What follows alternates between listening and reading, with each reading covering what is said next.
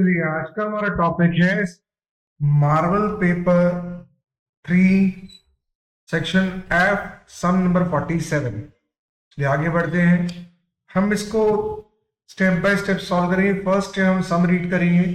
So following are the annual accounts of partnership firm of धर्म and Karam. मतलब मैं F दिखा दूं, ये एफ है भैया, सेक्शन एफ। चलिए आगे बढ़ते हैं, step by step sum solve करते हैं। फर्स्ट इज हम रीड करेंगे। Following are the annual accounts of partnership firm of धर्म and Karam. Profit and loss of partnership firm of धर्म and Karam on 31st March 2023 were as follows. Now यहाँ sales 196, sundry income 2000, cost of goods sold, other expense, sales expense, financial expense, sundry expense दे रखे हैं amount wise. Partners capital का profit बांटा गया है। चलिए ठीक है। बैलेंस शीट बनी हुई आपको दे दी गई है। इट इज नॉन करंट, इसमें टेंजिबल एसेट्स, फिक्स एसेट और इन्वेस्टमेंट दे रखे हैं। 60/12 के करंट एसेट डिटेल्स दे रखे हैं। कैपिटल धर्म नेट प्रॉफिट प्लस करके ड्रॉइंग्स माइनस किया है। करेक्ट, ये यहाँ पे लाइन आ गई और एक यहाँ पे लाइन आ गई, ये लाइन नहीं आती है। चलिए नेक्स्ट आते हैं। 30,000 plus 15,000, 40,000 minus 6,000, it is this. आपका मैटर यहाँ क्लियर हो जाएगा। Liabilities 8,000, suspense account 2,000.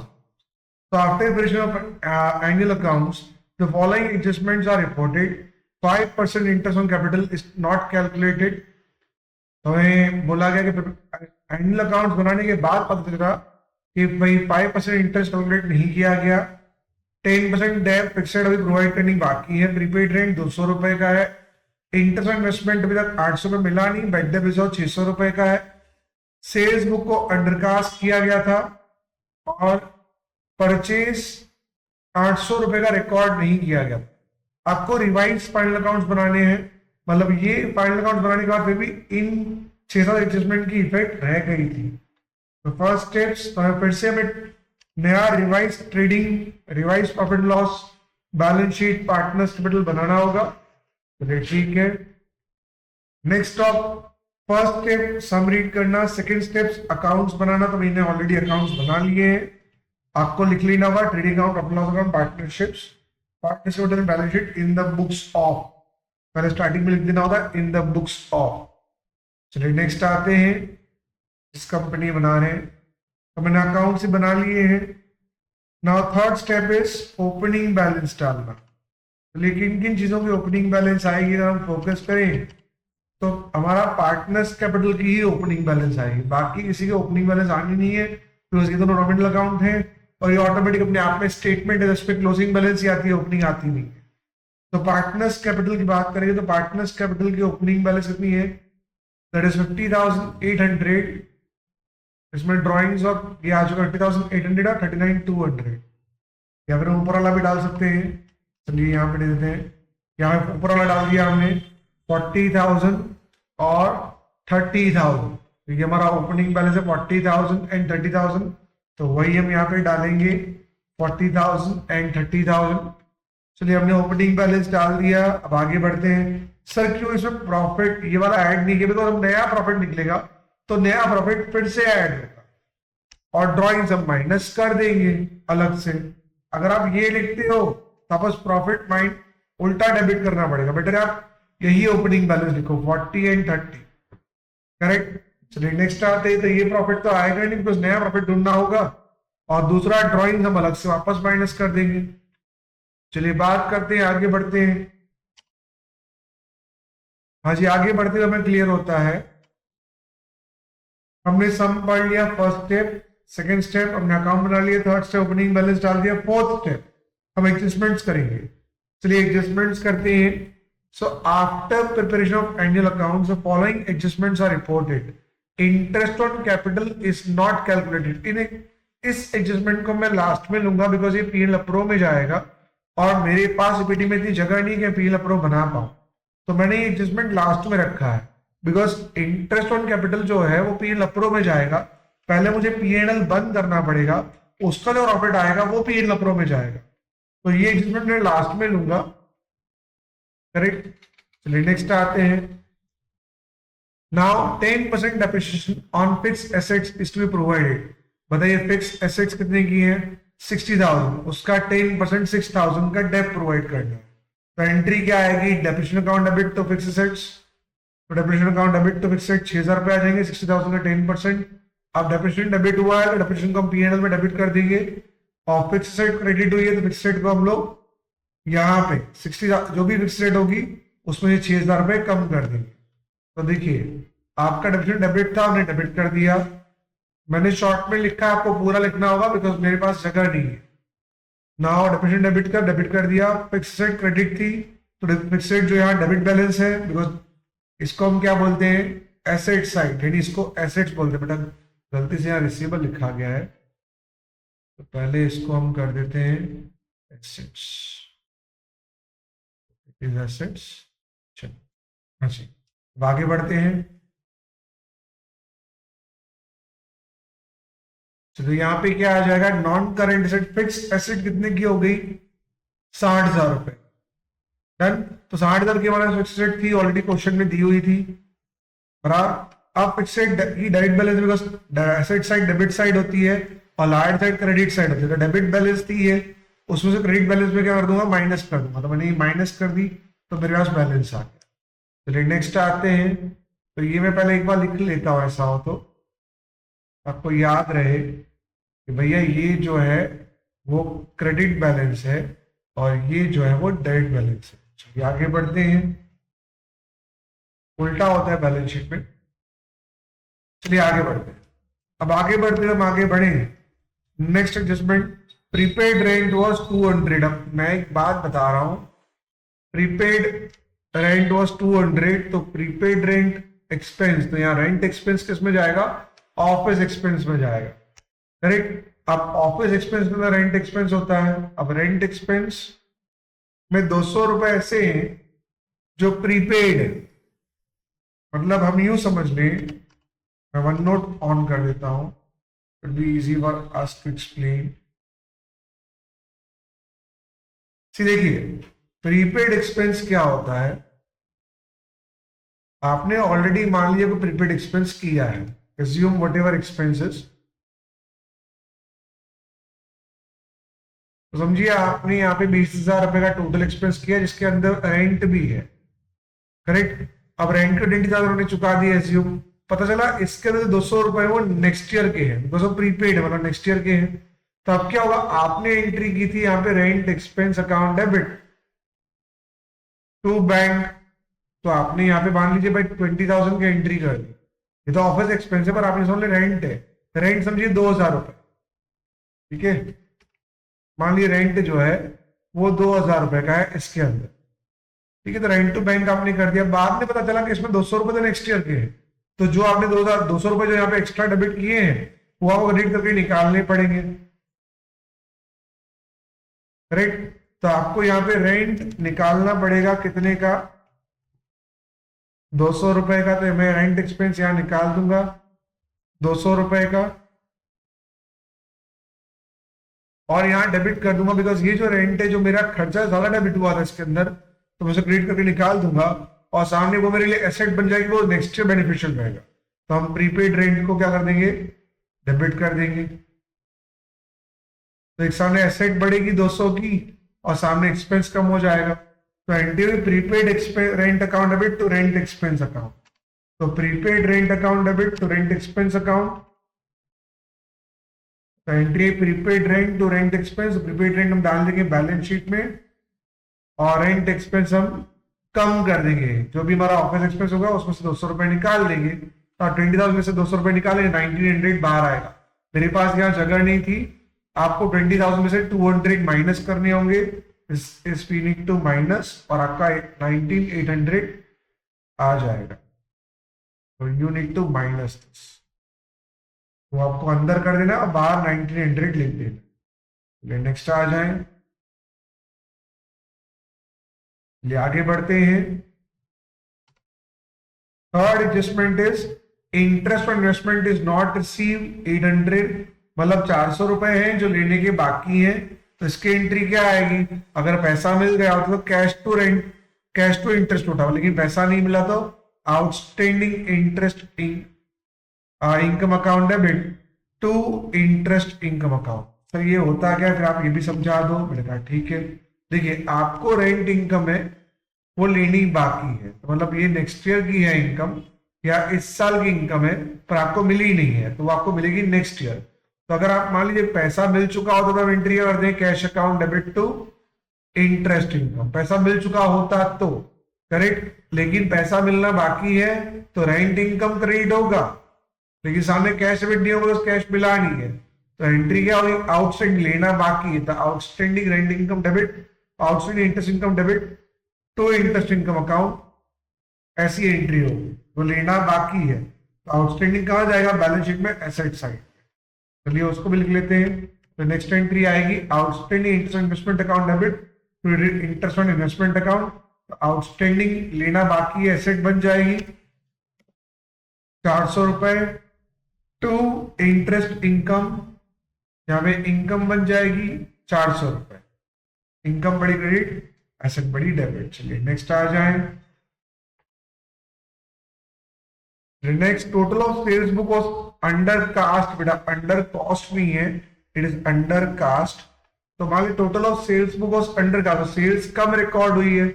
अगर सेल्स कम रिकॉर्ड हुई है मतलब आपका ट्रेडिंग में क्या हुआ होगा, देखिए आप लॉजिकली समझो कि आपका ट्रेडिंग में सेल्स कम रिकॉर्ड हुआ। जो भी सेल्स होगा, मान ली 10,000 का सेल्स है लेकिन आपने 10,000 नहीं बल्कि आपने 8,000 रिकॉर्ड किया, तो उतना आपका जीपी 2,000 कम आएगा, बराबर। उतना जीपी आपका यहाँ पे 2,000 कम आएगा, फिर वही आपका एनपी यहाँ पे 2,000 कम आएगा, 2,000 यहाँ पे आएगा ही नहीं। फिर आप बैलेंस शीट में जाओगे तो 2,000 एनपी भी यहाँ पे कम आएगा। तो क्या होता है जब आपका ये डिफरेंस आ जाता है, बिकॉज आपने सेल्स यहाँ कम रिकॉर्ड किया है, तो जीपी में 2,000 का डिफरेंस आएगा, वो एनपी में डिफरेंस आएगा और नेट प्रॉफिट में डिफरेंस आएगा। फिर वो आपको नहीं मिला होगा 2,000 का डिफरेंस, तो आपने यहाँ सस्पेंस डाल दिया होगा, 2,000 रुपये टैली नहीं हुआ मेरा। तो देखिए आपके क्वेश्चन में ही सस्पेंस होगा, ये रहा डन। तो अब ये सस्पेंस क्या हुआ, सस्पेंस पता चलेगा सस्पेंस किसका है भाई, सेल्स का है। तो सस्पेंस गलती से क्रेडिट हुआ है तो उसको डेबिट कर देंगे, और सही में सेल्स बढ़ाना है तो सेल्स को क्रेडिट कर देंगे। तो एंट्री क्या आएगी, सस्पेंस गलती से क्रेडिट हो गया था, सस्पेंस को डेबिट कर देंगे, और सामने इसके भी क्या बढ़ना चाहिए, सेल्स, बिकॉज सेल्स कम रिकॉर्ड हुआ है तो सेल्स को क्रेडिट कर देंगे। सिंपल सा फंडा है। तो एंट्री आएगी सस्पेंस टू सेल्स। सस्पेंस जो यहाँ क्रेडिट था वो डेबिट होके निकल गया, और सेल्स जो भी था उसमें 2,000 बढ़ा देंगे, बिकॉज ये क्रेडिट बैलेंस है और आपने क्रेडिट किया है तो सेल्स आप बढ़ा देंगे। तो 196 था प्लस सस्पेंस के 2,000 बढ़ेंगे, टोटल 198 को बाहर लिखना होगा। मैं यहाँ टोटल नहीं लिख रहा हूँ, बाहर ही लिख रहा हूँ। आपको यहाँ पे 196, यहाँ प्लस 2,000 और 198 यहाँ लिखना है, तो ये प्लस होगा भैया, ये प्लस कर दूं मैं। चलिए नेक्स्ट आते हैं, आगे बढ़ते हैं। नेक्स्ट आते हैं, अब बात चल रही है इंटरेस्ट और इसका maintain bad debt reserve of 600। इसकी एंट्री तो जग जाहिर है, एंट्री होती है bad debt account debit to bad debt reserve account. Correct कितने की भाई, 600 रुपए के। तो ये एंट्री कंफर्म है, जग जाहिर है। तो bad debt account debit, sorry ये हमने क्या कर दिया, बैड डेट वाली एंट्री नहीं डाली, हमने क्या कर दिया, पहले मैंने इसके बाद वाली एंट्री डाल दी है, फिर बैड डेट की डाली है। चलिए पहले परचेज वाली कर देता हूं मैं, और फिर बैड डेट वाली करा रहा हूँ, मेरी एंट्री की इफेक्ट नीचे ऊपर है।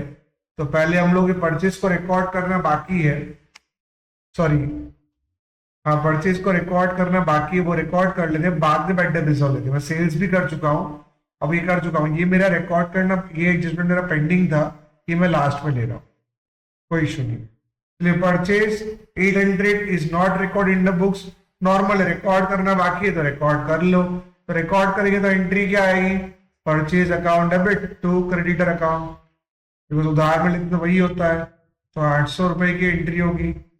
सर कैश में होता तो आप यूं एज्यूम कर देंगे भाई कैश बुक तो बराबर ही है, बराबर तो कैश बुक पे डली हो ही जाती है, तो यहाँ परचेज रिकॉर्ड करना बाकी था, एंट्री होगी परचेज टू क्रेडिटर, तो कर लेते हैं। तो यहाँ एंट्री आएगी परचेज टू क्रेडिटर, तो परचेज को हम डेबिट कर देंगे, तो परचेज का जो भी अमाउंट होगा डेबिट बैलेंस है उसमें और डेबिट किया है 800, तो प्लस कर देंगे। तो इन दोनों को प्लस कर दो, और सामने क्रेडिटर जो भी होगा वो उसमें 800 रुपये जोड़ देंगे। हालांकि क्रेडिटर है नहीं तो 800 पैसे लिख दिया हमने क्रेडिटर के। तो ये सिंपल सी बात है, इसको ये प्लस ही करना है इन दोनों को, और बाहर टोटल लिखना है। चलिए आगे बढ़ते हैं। हाँ जी सर, आगे बढ़ते हैं। नाउ नेक्स्ट, अब मेरा कौन सा एडजस्टमेंट बाकी रह गया है भैया? मेंटेन बेड डेप रिजर्व की एंट्री बाकी रह गई है, तो उसकी एंट्री तो आ रही है bad debt to bad debt reserve 600 रुपए। तो bad debt account debit to bad debt reserve, तो बेड डेप हम डाल देंगे पीएनएल में 600 रुपए। और सामने आप बेड डेप लिख सकते हो, आपको बेड डेप भी लिखना है, तो बेड डेप अकाउंट डेबिट 600 रुपए टू बेड डेप रिजर्व, तो बेड डेप रिजर्व हम यहाँ पे डाल देंगे, डेटर में से माइनस कर देंगे 600 रुपए। सिंपल सा फंडा है, 600 रुपए आपने माइनस कर दिया, वो अमाउंट आ गया, डेटर का जो भी बैलेंस होगा उसमें से बेड डेप रिजर्व माइनस होगी। करेक्ट, सिंपल सा फंडा है सर। ये क्या होता है बेटा? एक सिंपल फंडा होगा, आपकी स्कूल में ट्यूशन में आपको पढ़ाया गया होगा, एक फॉर्मेट पढ़ाया गया होगा कि पीएनएल में क्या होता है कि BD old plus BD new plus BDR new, ये ओल्ड ये न्यू ये BDR new minus BDR old, ये आपको समझा दिया गया होगा। और ये बैलेंस शीट में फॉर्मेट होता है debtors minus BD new minus BDR new. तो ये जो आपके ट्रायल बैलेंस में जो चीजें दी गई हैं उसको ओल्ड बोलते हैं, तो ट्रायल बैलेंस में जो दी है वो यहाँ पे लिख रही है, और जो एडजस्टमेंट होती है वो यहाँ पे लिख रही है। तो सिंपल सा पॉइंट है, मेरा बेड डेप रिजर्व था तो ये मेरा यहाँ पे आएगा, और बेड डेप रिजर्व यहाँ पे माइनस होगा। सिंपल सा फंडा है, इसी फॉर्मेट को फॉलो करके आपने सम सॉल्व किए होंगे अभी तक।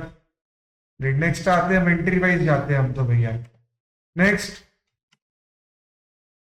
अब सारे एडजस्टमेंट्स हो गए, तो फर्स्ट स्टेप समरी कर लिया, सेकेंड स्टेप हमने अकाउंट बना लिया, थर्ड स्टेप ओपनिंग बैलेंस डाल दिया, फोर्थ स्टेप एडजस्टमेंट भी कर लिए। अब फिफ्थ स्टेप जो भी बैलेंस शीट में आइटम्स है जैसी है वैसी डालते जाओ।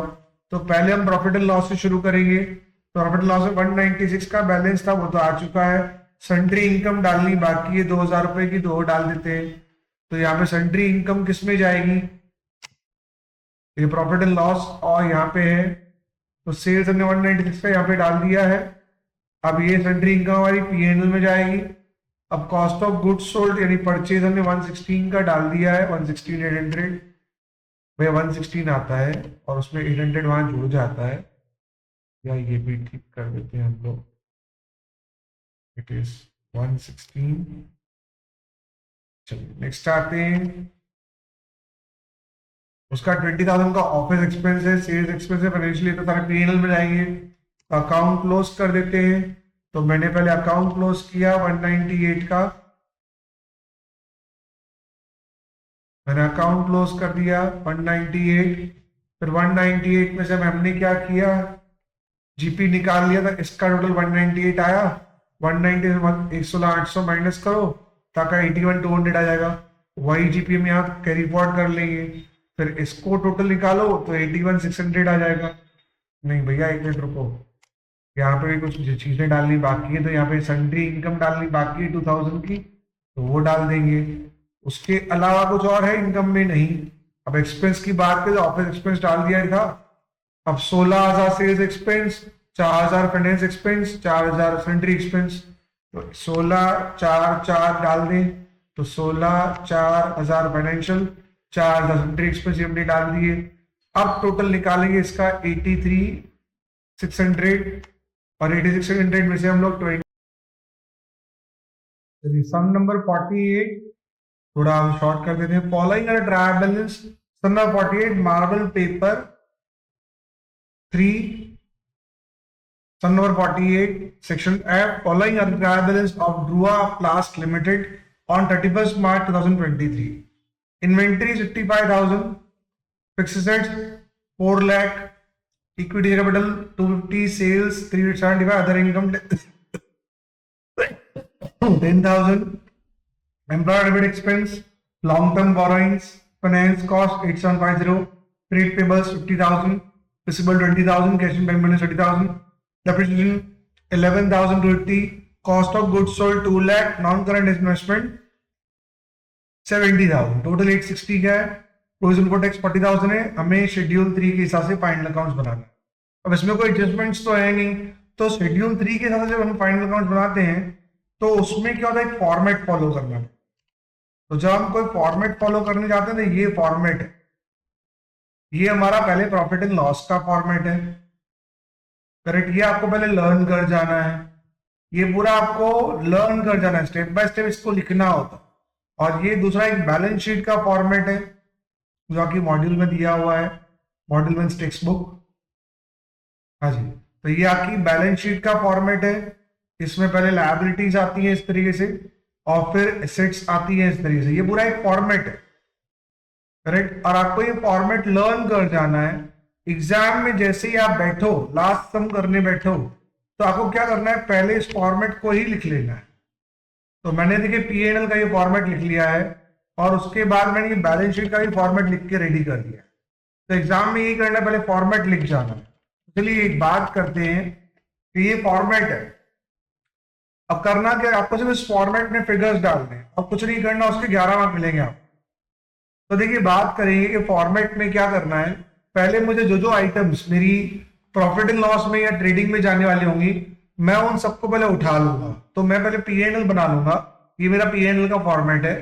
तो यहाँ पे रेवेन्यू इनकम है, अदर इनकम है, फिर COGS, direct expense, employ benefit expense, finance cost, dep, other expense, total expense आएगा। उसके बाद अपने पास आएगा प्रॉफिट बिफोर टैक्स, उसमें से टैक्स काट लो और प्रॉफिट आफ्टर टैक्स मिल जाएगा। तो ये फॉर्मेट है। चलिए ये फॉर्मेट आपको लिख लेना है और अब चीजों को उस फॉर्मेट में सेट करना है। तो इन्वेंट्रीज इसमें नहीं जाएंगी हमारी। उसके बाद क्या है बेटा, फिक्स एसेट्स जो है वो बैलेंस शीट में जाएंगी, ये भी शेयरेबल बैलेंस शीट जाएगा। Sales that is revenue from operation 375, तो ये हमारा आ जाएगा sales revenue from operation, it is 375।